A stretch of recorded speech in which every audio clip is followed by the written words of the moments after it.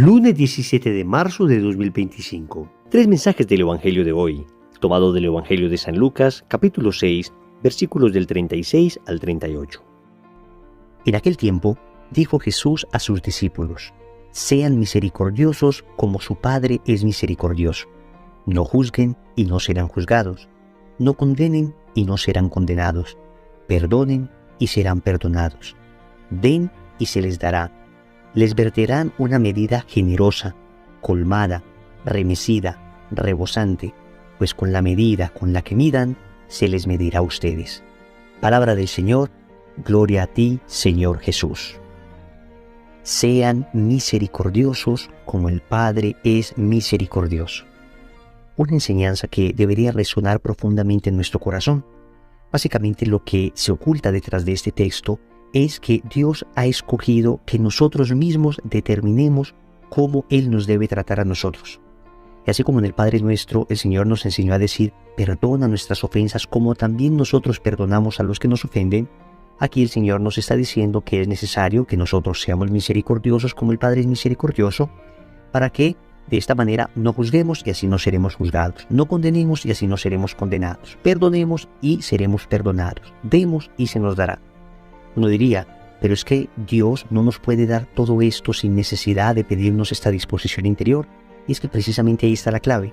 Dios, por supuesto que tiene todo esto para darnos y más, pero necesita de nuestra disposición interior. Como una persona hambrienta que quiere comer, encuentra frente a sí a una persona que le puede dar pan y sin embargo, esta persona hambrienta no quiere abrir las manos. Es que por mucho que el otro le quiera dar el pan, si no abre las manos, si no quiere recibir, si no se abre al don que va a recibir, finalmente no lo va a recibir. La manera para que nosotros nos abramos al don que recibimos de Dios es precisamente tratando de imitar aquello que Dios es hacer aquello que Dios nos ha mandado hacer. Vamos con tres mensajes de este Evangelio.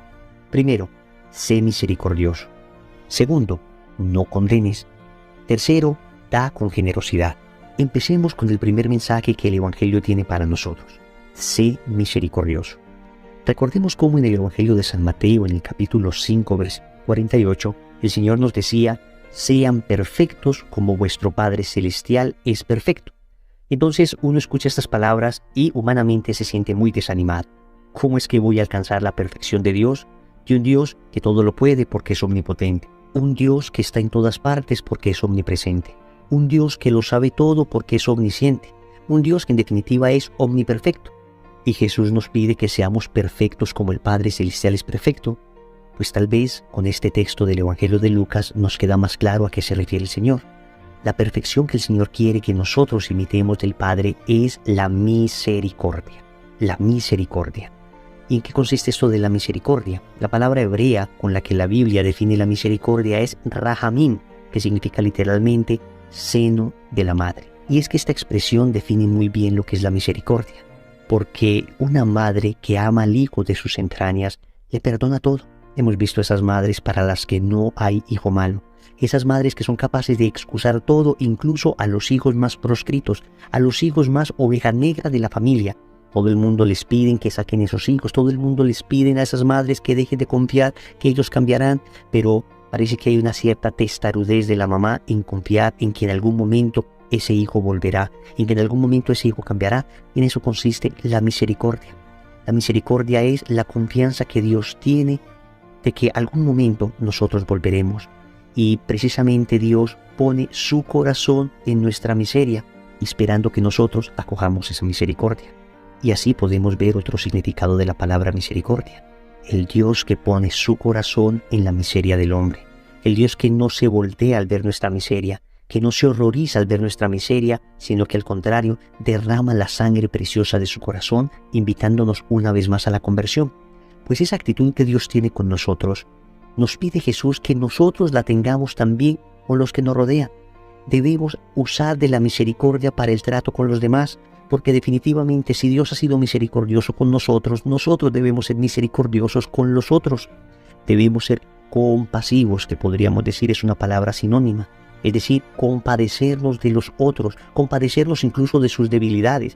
En vez de estar juzgándolos y señalándolos, en vez de estar considerándoles perversos, deberíamos pensar nosotros en que ellos tienen una historia detrás de esas acciones que tal vez nosotros mismos no conozcamos. Y por eso tratar de ser lo más benevolente posibles con los juicios que hacemos para con ellos. Pero también misericordiosos para con nosotros mismos. En ocasiones, a la persona a la que menos misericordia le tenemos es a nosotros mismos. Perdonamos de los demás cualquier cosa, pero no nos perdonamos a nosotros mismos por ese error que cometimos, por ese pecado en que caímos, por ese pasado oscuro que vivimos. Pues es tiempo de ser misericordiosos también con nosotros mismos, porque si Dios nos perdona, ¿quiénes somos nosotros para no perdonarnos? Segundo, no condenes. Vemos que cuando el Señor quiere explicar en qué consiste esto de la misericordia, lo primero que viene a decirnos es que no debemos juzgar, que no debemos condenar, que debemos perdonar, que debemos dar. Esos son los 4 verbos que utiliza: juzgar, condenar, perdonar y dar. Pues resulta que tal vez la palabra juzgar es una palabra que hoy está mal entendida, porque escuchamos en muchas ocasiones que uno no debe juzgar absolutamente nada ni a nadie. Y eso en realidad no es así, no es así.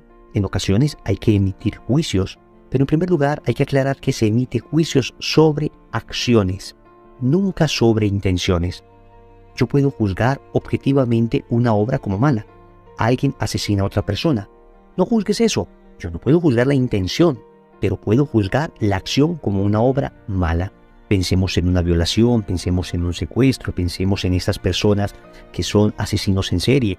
Yo puedo y debo en ocasiones juzgar la acción con claridad y contundencia.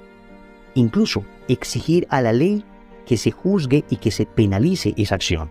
Sin embargo, lo que yo nunca puedo hacer es juzgar la intención. Juzgar la intención es suponer que la persona que está haciendo eso es una persona corrupta, perversa, malvada. Vamos a ver, cierto que con determinados delitos y crímenes en ocasiones es muy difícil no suponer maldad de ciertas personas. Pero cuando hablamos del diario vivir, cuando hablamos del juicio que nosotros emitimos sobre las personas que están a nuestro alrededor, que normalmente no cometen ese tipo de atrocidades, pues muchas veces nosotros estamos juzgando intenciones y suponemos que la persona tiene una mala intención al momento de obrar. Y resulta que después, cuando nos damos cuenta de la profundidad de la acción, aunque sigamos señalando como mala la acción, pues empezamos a entender que no había mala intención. Por eso incluso al momento de juzgar acciones uno debe ser prudente. Uno debe ser justo, uno debe ser misericordioso, uno debe evitar en ocasiones juicios apresurados, uno tiene que tratar de escuchar las dos partes. Tal vez por eso esta expresión no condenar nos aclara más. Porque, repito, en ocasiones debemos juzgar, emitir juicios, pero lo que no debemos hacer es nosotros condenar a priori a esa persona, condenar sin esperar a que la persona se defienda, condenar las intenciones que hay en el corazón de la persona. Eso no nos corresponde a nosotros. No debemos condenar. Y de esa manera Dios no nos condenará. De esa manera Dios no nos juzgará en este sentido del que hemos hablado, ¿no? Es muy importante entender que esa medida que nosotros usemos será la medida que Dios usará con nosotros. Tercero, da con generosidad. Y aquí el Señor nos enseña la lógica de la generosidad, que es completamente opuesta a la lógica del egoísmo que hemos aprendido en el mundo. La generosidad produce generosidad. Cuando se es generoso con el otro, entonces el otro se estimula a ser generoso también. A este propósito recuerdo la historia de un par de hermanos que tenían juntos una empresa de trigo y que eran muy generosos ambos, habían sido educados en la generosidad. Resulta que cada uno de ellos tenía un granero donde equitativamente distribuían los bultos de trigo que iban produciendo. Todo era equitativo. Pues resulta que uno de ellos se iba a casar. Y lo que sucedió es que el que estaba soltero pensó para sí: mi hermano se va a casar, seguramente va a tener hijos, van a ser más bocas para alimentar, entonces él necesita más trigo que yo con lo que tengo suficiente. Y en la noche este hombre montó en un carro cualquier cantidad de bultos de trigo para pasarlo en secreto a la bodega de su hermano. Pero a la vez el hermano que se iba a casar pensó dentro de sí: mi hermano va a quedar solo. Yo por lo menos voy a tener familia, voy a estar acompañado. Él absolutamente solo va a necesitar más y por esta razón he de darle algunos bultos de trigo que yo tengo. Es así como también tomó un carro, lo llenó de bultos y en la noche los iba a pasar a la bodega de su hermano. La historia termina diciéndonos que los dos hermanos se encontraron en los dos carros con bultos llenos, cada uno a pasarle a su otro hermano mayor cantidad porque estaba pensando en la necesidad del otro y no en la propia, y nos cuenta la historia que terminaron abrazados, llorando. Qué bonito esto. Ojalá nosotros aplicáramos esta lógica de la generosidad. Desafortunadamente lo que aprendimos nosotros fue la lógica de la mezquindad, del egoísmo, la lógica no de dar sino de pedir, la lógica no de los deberes sino de los derechos, no de lo que yo debo hacer, no de pensar en el otro sino de pensar en mí. El Señor nos dice que cuando nosotros pensamos en clave de generosidad, Él nos va a dar una medida generosa, es decir, será en un recipiente grande que nos dará, una medida colmada, es decir, no solamente ese recipiente es grande, sino que va a estar a tope.